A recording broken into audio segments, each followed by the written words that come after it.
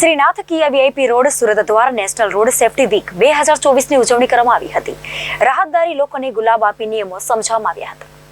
સુરતમાં આજ રોજ શ્રીનાથ કિયા વેસુ અને VIP road circle number 8 Shyamdham મંદિર સર્કલ પાસે Surat police staff SJ Desai તથા રાઠોડ અને શ્રીનાથ કિયાની સર્વે ટીમ દ્વારા નેશનલ રોડ સેફટી વીક 2024નું આયોજન કરવામાં આવ્યું હતું, જેના અંતર્ગત એસજે દેસાઈ અને શ્રીનાથ કિયાના રવિ શર્મા દ્વારા વાહન ચલાવતી વખતે શું ધ્યાન અને સેફટી રાખવી તે અંગેની માહિતીનું સર્વે શ્રીનાથ કિયાની ટીમ અને કસ્ટમરને માહિતી આપી હતી।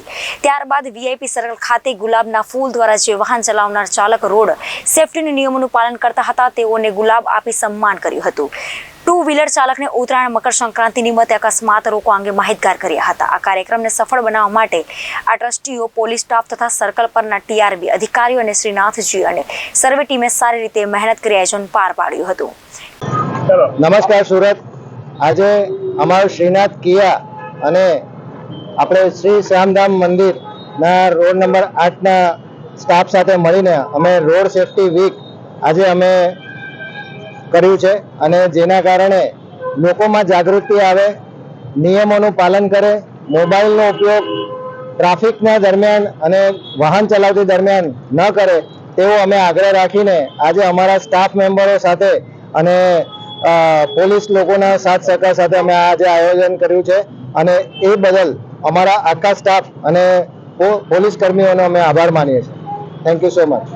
नेशनल रोड सेफ्टी वीक के तहत हमने यहाँ पर पुलिस डिपार्टमेंट के साथ और पब्लिक प्राइवेट पार्टनरशिप के तहत लोगों में अवेयरनेस करने के लिए कि वो सारे के सारे ट्रैफिक नियमों का पालन करें, मोबाइल का उपयोग ना करें, सीट बेल्ट लगाएं, हेलमेट पहने और अपनी जान माल की सुरक्षा रखें और जो लोग पैदल रास्ते पे चल रहे हैं उनकी भी सुरक्षा का ध्यान रखें।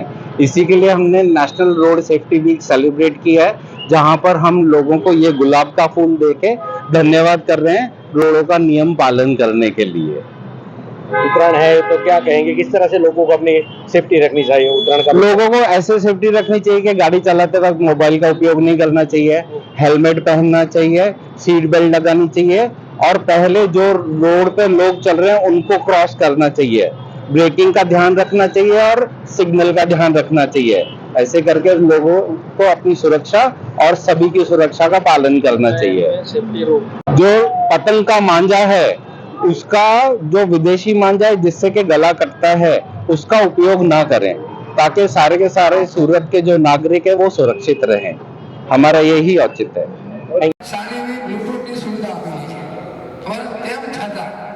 एक हाथ स्टेरिंग पर હોય છે અને એક હાથમાં મોબાઈલ હોય છે, તો એમનું સંપૂર્ણ ધ્યાન ડ્રાઇવિંગ તો નથી હોતું અને ફોન પર એમની વાતમાં મશગુલ હોય છે।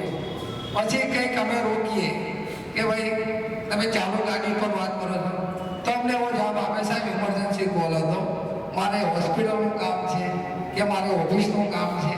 હવે અવનવા બહાના કાઢે છે, એટલે બહાના તો ના કહી શકીએ પણ હવે રૂલ્સ ફોલો નથી કરતા અને અમુકને અમે લાગે ભાઈ એવું લાગે ડૉક્ટર સાથે વાત કરીને જવાબી દઈએ છીએ। હોઈ શકે અમુક ઇમરજન્સી કારણે ફોન ઉપાડવો પણ એના માટે બ્લૂટૂથ આપેલું છે, તમે એને કનેક્ટ સાથે વાત કરી શકો તો એમાં કોઈ ગુનો નથી, પણ ચાલુ ગાડીએ વાત કરશો ગુનો બને છે અને કોઈનો અકસ્માત થાય, તમારું ધ્યાન ના હોય, કોઈ બીજી ગાડીવાળો જતો એને ઠોકી દો।